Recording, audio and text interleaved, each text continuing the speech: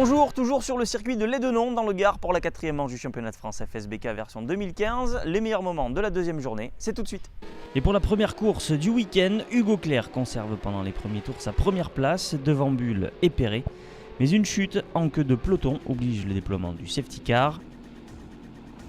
La course est donc relancée pour 15 tours et c'est David Perret qui profite de ce deuxième départ pour prendre le commandement devant Peter Polesso et Louis Bull. Les trois pilotes de tête se tiennent en moins d'une seconde.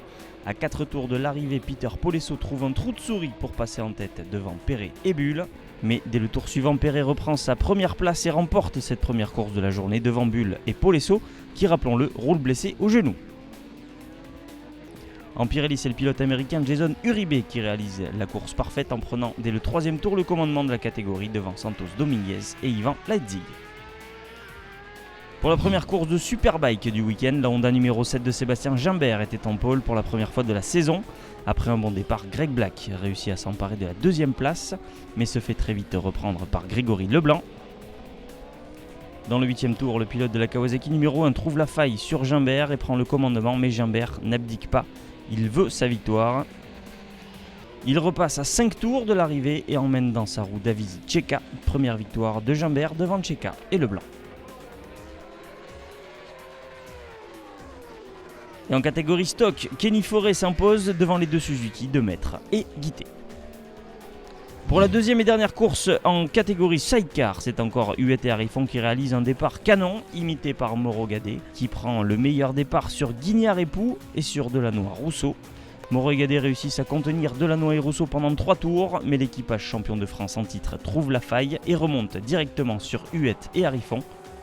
Malgré une résistance acharnée, Delannoy et Rousseau prennent le commandement de la course et ne le quitteront plus. C'est donc le même podium que la veille, Delannoy et Rousseau devant Huet et Harifon et Mauro Gadet.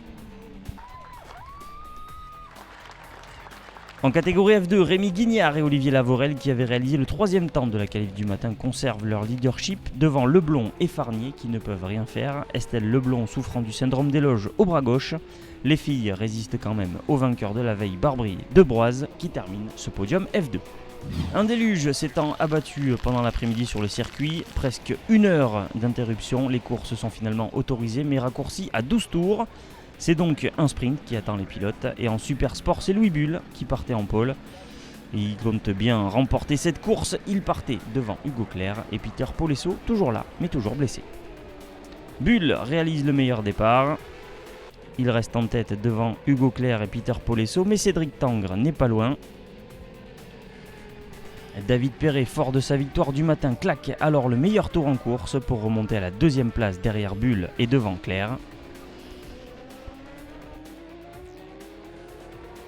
Et à 3 tours de la fin, Perret et Bull sont roue dans roue et dans le dernier tour, Perret passe Bull dans le gauche qui tue. Mais Bull riposte immédiatement. Victoire de Louis Bull devant David Perret et Hugo Clerc. En Pirelli, Santos Dominguez réussit cette fois à contenir le jeune Uribe, bien que très pressant dans les derniers tours. Alexandre Santos Dominguez s'impose devant Uribe et Martin Renaudin. Et pour la dernière course de la journée, on retrouve Gimbert en pole. Et dès le premier tour, Leblanc s'empare de la 2e place devant Forêt. Les 3 pilotes du LMS se retrouvent presque à 3 de front au virage du pont. Mais les 2 pilotes en tête s'envolent pour compter plus de 4 secondes d'avance dès le 3e tour. Derrière, ça se chamaille pour la dernière place du podium entre Forêt, Black, Checa et Guité. À 2 tours de la fin, le pilote de la Suzuki numéro 16 sort sa Black Attack et remonte comme une balle sur Forêt dans le dernier tour. Et après plusieurs dépassements virils mais corrects, Greg Black s'empare de la 3e place, doublé pour Gimbert devant Leblanc et Black. En stock, Kenny Forêt s'impose encore devant Guité et Maître. Et rendez-vous sur Motors TV ce mercredi pour le résumé complet de l'épreuve. A bientôt, ciao ciao.